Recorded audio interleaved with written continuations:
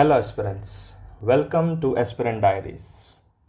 आज के टॉपिक पे जंप करने से पहले मेरा आपसे एक सवाल है। सोचो, अगर हम एक ऐसे सॉल्यूशन के साथ आगे आए हैं जिससे हमारे ऑयल इंपोर्ट्स कम हो जाएं, प्लस हमारे जो फार्मर्स हैं उनकी इनकम बढ़े, थर्डली हमारा जो एनवायरनमेंट है वो बहुत साफ़ हो जाए, और तीनों चीज़ एक ही विजन में आए, कैसा रहेगा? I hope it would be a good solution. इसी विजन के साथ इथेनॉल ब्लेंडिंग प्रोग्राम आगे आया and it provided people with a vision कि हम इन तीनों प्रॉब्लम्स का सॉल्यूशन लाएंगे। Let's get started with a topic that is ethanol blending programme या E20। ब्रेकडाउन के साथ स्टार्ट करते हैं कि व्हाट इज इथेनॉल। इथेनॉल कुछ नहीं है, इथेनॉल एक अल्कोहल है जो हम शुगर से, मेज से, कॉर्न से मिलके बनाते हैं। ब्लेंडिंग का मतलब होता है कि हम उसे मिक्स करेंगे, और जो हमारा प्रोग्राम का टारगेट है वो है E20। मीन्स हम 20% इथेनॉल को मिक्स करेंगे 80% पेट्रोल के साथ। 20% ethanol with 80% petrol, and that simply defines what is ethanol blending programme. अब आप लोग सोचोगे कि ये न्यूज़ में क्यों आया। इसमें न्यूज़ में आने का रीज़न था, गवर्नमेंट ने रेस्ट्रिक्शंस हटा दी है इथेनॉल प्रोडक्शन पे से। जो sugar molasses, sugar syrups, sugarcane का जूस है, जहाँ से हम इथेनॉल बनाते थे उस पर पहले रेस्ट्रिक्शंस थी। गवर्नमेंट ने वो रेस्ट्रिक्शंस लिफ्ट कर दी हैं। इसका सिंपल रीज़न यही है कि government wants to achieve the target of 20% blending of ethanol with petrol. I hope you are clear with the reason कि हम इस टॉपिक को क्यों पढ़ रहे हैं। आगे चलते हैं। अब पहला रीज़न निकल के आता है कि इथेनॉल क्या है। इथेनॉल एक बायोफ्यूल है। अब बायोफ्यूल्स क्या होते हैं? बायोफ्यूल्स वो फ्यूल्स होते हैं जो हम बायोमास से डिराइव करते हैं, जो कि प्लांट्स या एनिमल वेस्ट से मिलके बनता है। Some of the examples of biofuels include corn, sugarcane. ये जो हमारा एनिमल वेस्ट है, जो कि काउ डंग है, वो बहुत कॉमन एग्जाम्पल है बायोफ्यूल का। तो इथेनॉल एक बायोफ्यूल है जिसको हम पेट्रोल के साथ मिक्स करेंगे, जिससे हमारी तीन प्रॉब्लम सॉल्व हो सकें। तीनों प्रॉब्लम्स रीआइट्रेट करते हैं। पहली कि हमारे ऑयल इंपोर्ट्स कम हो जाएं, दूसरा हमारी फार्मर की इनकम बढ़ जाए, और तीसरा है कि हमारा एनवायरनमेंट क्लीन रहे। आगे बढ़ते हैं, एक बार हम बायोफ्यूल्स के बारे में थोड़ा सा पढ़ लेते हैं। फर्स्ट जनरेशन बायोफ्यूल्स कौन से होते हैं? These are produced from edible items like sugar, corn, starch।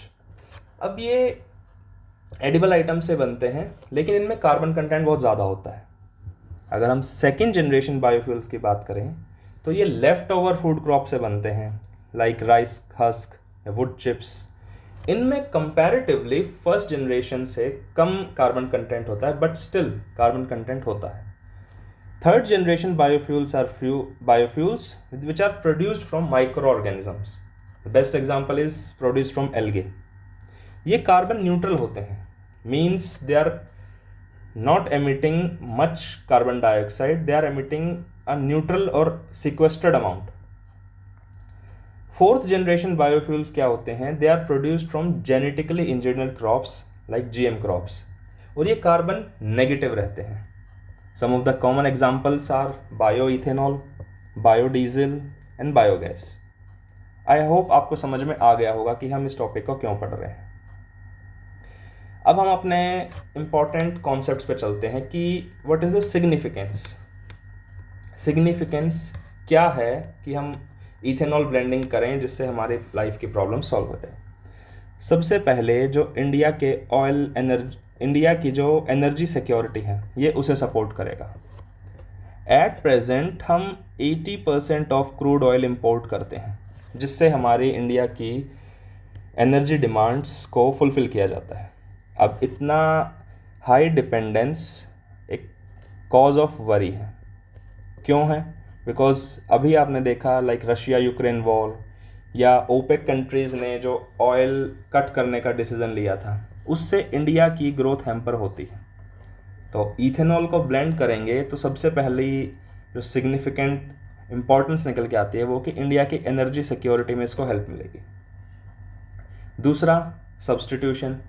अभी हम जो इंपोर्ट करते हैं वो फॉसिल फ्यूल्स वाला क्रूड ऑयल है, क्यों ना हम एक ऑर्गेनिक ऐसा फ्यूल बनाएं जो कि कार्बन एमिशंस भी कम करे, प्लस हमारे व्हीकल्स के साथ भी कंपेटेबल हो जाए और हमारे फार्मर्स की इनकम भी बूस्ट करे।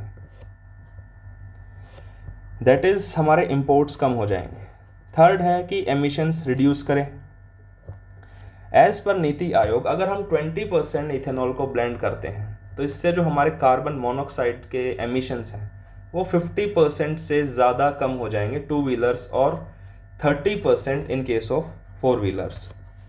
अगर मैं टू व्हीलर्स के केस की बात करूं तो more than 50% carbon emissions reduce हो जाएंगे, और अगर मैं फोर व्हीलर्स की बात करूं तो इट वुड बी अराउंड 30%।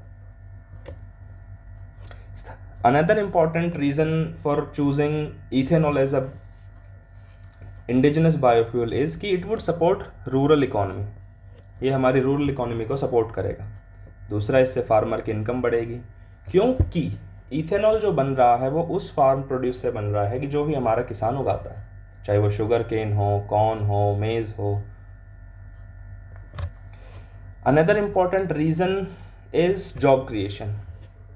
एक रिपोर्ट थी एशियन डेवलपमेंट बैंक के द्वारा, उसने बताया कि इफ़ इंडिया इज़ गोइंग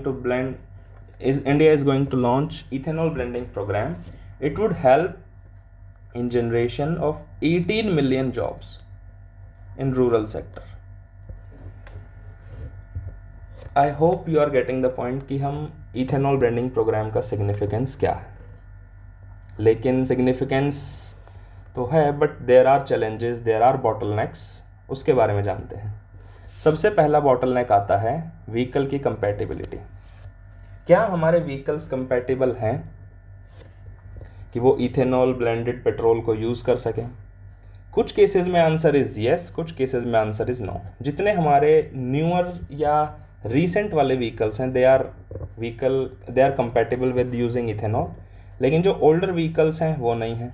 तो one of the challenge comes is कि हमें पहले व्हीकल रिप्लेसमेंट करना पड़ेगा। जो ऑटो मेकर्स हैं उनको टेक्नोलॉजिकल एडवांसमेंट्स रखनी पड़ेगी। Another important challenge that comes out is impact on food security। अब हमने देखा कि जो इंडिया में हम इथेनॉल यूज़ कर रहे हैं वो हम फूड प्रोडक्ट्स, फूड क्रॉप से यूज़ कर रहे हैं, चाहे वो शुगर केन हो, कॉर्न हो, मेज़ हो, अदर ग्रेन्स हो। तो सबसे बड़ा क्वेश्चन आता है कि क्या इंडिया की फूड सिक्योरिटी क्वेश्चन नहीं की जाए? बिल्कुल की जाएगी। अभी जो हम यूज़ कर रहे हैं वो हम यूज़ कर रहे हैं सरप्लस प्रोड्यूस। जो भी हमारा सरप्लस प्रोड्यूस रहा, चाहे वो शुगर का हो या दूसरी फूड ग्रेन्स का हो, हम उससे यूज़ कर रहे हैं। But in near future we need to maintain कि हमारी फूड सिक्योरिटी हैम्पर ना हो। Another important challenge is infrastructure. हमारे पास इंफ्रास्ट्रक्चर ही नहीं है, हम कैसे इथेनॉल को प्रिपेयर करें? Suppose we did it, next we need to store it, next we need to transport it to other areas. Transportation, storage, production, इन सारों चीज़ों के लिए हमें चाहिए infrastructure. Next is sugar mills. Most of the sugar mills are vulnerable due to financial issues. People avoid investing in sugar mills because of their low profit ratios. तो ethanol production ही नहीं होगा तो हम कैसे उसे ब्लेंड करेंगे और कैसे हम टारगेट्स रीच करेंगे? तो one of the challenge we need to address is we need to boost the production from sugar mills. Another important challenge is a barrier to interstate movement of ethanol. इसके लिए government ने अभी क्या करा, central government ने industries development and regulation act को amend कर दिया, जिससे 14 स्टेट्स में अमेंडेड प्रोविजंस को माना गया, लेकिन कुछ स्टेट्स अभी इस प्रोविजंस को नहीं मान रहे। तो इस बॉटलनेक को भी दूर करना बहुत ज़रूरी है। अनदर रीज़न इज़ कि ठीक है हमारे फार्मर की इनकम बढ़ेगी, but will it lead to agricultural land से डाइवर्जन? अगर हम सिर्फ इथेनॉल बेस्ड क्रॉप्स ही उगाएंगे तो जो हमारी एग्रीकल्चरल लैंड है विच इज़ ऑलरेडी लिमिटेड, उसका डाइवर्जन हो जाएगा from main concern that is food security. Another important reason is water availability. Sugarcane जैसी crops in water intensive crops हैं, और उसका एग्जांपल्स हमें states like Punjab, Haryana, UP में देखने को मिलता है कि वाटर टेबल जो है वो डिप्लीट कर गई। So it also possess a challenge. अब हमने सिग्निफिकेंस पढ़ लिया, हमने जान लिया कि इथेनॉल ब्लेंडिंग है क्या, हमने देख लिया कि उसके कुछ चैलेंजेस क्या क्या हैं। चलो अब तुम एक केस स्टडी बनाते हैं कि इथेनॉल ही क्यों आया, या इथेनॉल का कोई ऐसा रीज़न। उसकी केस स्टडी के लिए हम जाएंगे Latin American country, that is Brazil. Brazil की एक केस स्टडी है। जब 1970s में ऑयल क्राइसिस आए तो पूरे वर्ल्ड में ये चला कि we need to look for some alternatives. अब ऑल्टरनेटिव्स क्या हैं, उसमें Brazil came up forward with Proalcool. 1975 में Brazil came with the idea of Proalcool. ये जैसे हमारा इथेनॉल है, ये वहाँ के लैंग्वेज टर्म्स में वहाँ का इथेनॉल था, which was produced from again food crops, जिसने इंडिजिनस डेवलपमेंट के बाद ब्राज़ील की इकॉनमी को सपोर्ट किया। अब 80s में क्या डिमांड चली, 80s में ब्राज़ील में जो डिमांड चली थी वो थी कि हमें डेडिकेटेड इथेनॉल कार्स चाहिए। दूसरा, हमें शुगर केन मिल्स का नंबर बढ़ाना पड़ेगा, हमें पाइपलाइंस बिछानी पड़ेगी जिससे ट्रांसपोर्टेशन ट्रांसमिशन ईजिली हो सके। तो 80s में ये चल रहा था। 90s में क्या हुआ, ग्लोबलाइजेशन के टाइम पे oil became cheap, competition, reforms. Secondly, अभी तक 15 ईयर्स हो चुके थे इथेनॉल को, तो जो सप्लाई था वो बढ़ गया। इन दोनों से क्या हुआ, कॉन्फिडेंस आया कि हम इथेनॉल को as a major policy reform लेके आ सकते हैं। 2000s तक आते आते क्या हुआ कि फ्लेक्स फ्यूल कार्स में चॉइस आने लगी कि either they can use gasoline या फिर हाइड्रस इथेनॉल। लेकिन चॉइस अगर ज़्यादा देर चलेगी तो इट वुड क्वेश्चन कि फिर इथेनॉल को कोई यूज़ क्यों करेगा। तो government came up with policies और उन्होंने रेगुलर इंटरवल्स पे इथेनॉल की प्रोडक्शन को और ब्लेंडिंग टारगेट्स को बढ़ाते चले गए। By 2017 then came with a policy RenovaBio. उस पॉलिसी में क्या था कि they would blend 27% of ethanol with petrol. अब इंडिया को इससे क्या लर्निंग्स लेनी चाहिए, इंडिया की जो लर्निंग्स आएंगी दैट इज़ कि we need to wait. Long term investment थी। Even Brazil came from 1975 to till at present they are working at 27% blending targets, तो वेट। सेकेंडली, इंडिजिनस प्रोडक्शन ने ब्राज़ील की इकॉनमी को support किया, Brazil में job creations की, वहाँ पे सपोर्ट आया। तो these are some learnings for India. अब हमने इतना कुछ पढ़ लिया इथेनॉल के बारे में, एक अच्छी केस स्टडी भी हमने सीख ली। अब चलते हैं कि हमारी सक्सेस कितनी हो चुकी है अभी तक। अगर मैं कुछ स्टेट्स की बात करूं लाइक हरियाणा, पंजाब, वेस्ट बंगाल या केरला, इन स्टेट्स में नियर 20% टारगेट्स रीच हो रहे हैं। For example 19.30% in Haryana, 19.26% in West Bengal, 19.25% in Kerala. So ये वो स्टेट्स हैं जो 2025 के एंड तक नियर E20 टारगेट्स को पूरा कर देंगे। कुछ अप्रोचिंग स्टेट्स भी हैं हमारे। अप्रोचिंग स्टेट्स कौन से हैं, जैसे कि यूपी, हमारा महाराष्ट्र, और हमारा national capital that is Delhi. ये वो स्टेट्स हैं जो अभी अप्रोच कर रहे हैं, they are near to E20, 18%, 18.9%. And there are some laggard states like Goa, Ladakh, Mizoram. ये वो स्टेट्स हैं जो अभी काफ़ी पीछे हैं टारगेट से, विच इज़ अराउंड 16 to 17%। तो ये एज ऑफ सितंबर 2025 ये इंडिया का सक्सेस रिस्पॉन्स है। अब हमने जान लिया इथेनॉल क्या है, कौन सी प्रॉब्लम्स को इथेनॉल सॉल्व करता है, उसका सिग्निफिकेंस क्या है, क्यों हम इथेनॉल को यूज़ करें, और इथेनॉल यूज़ कर लें, सोच लिया है तो फिर चैलेंजेस क्या क्या हमें ओवरकम करने पड़ेंगे। चैलेंजेस देख लिए, केस स्टडी देख ली, टारगेट्स देख लिए। अब चलते हैं अपने वे फॉरवर्ड पे कि इसके बाद इंडिया के क्या स्टेप्स रहेंगे। तो सबसे पहला वे फॉरवर्ड है कि इंडिया का जो गोल है to become a 5 trillion economy, ethanol blending programme उसमें हेल्प करेगा।